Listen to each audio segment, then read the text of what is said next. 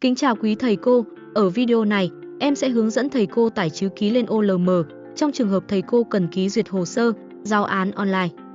Tại giao diện chính, thầy cô chọn vào tên tài khoản của mình, sau đó chọn thông tin.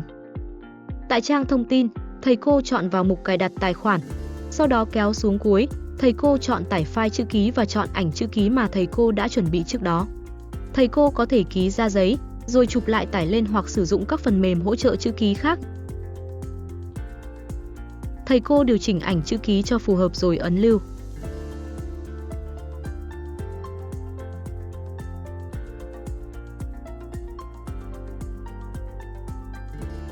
Sau khi tải chữ ký xong, thầy cô có thể duyệt hồ sơ, giao án kèm theo chữ ký của mình.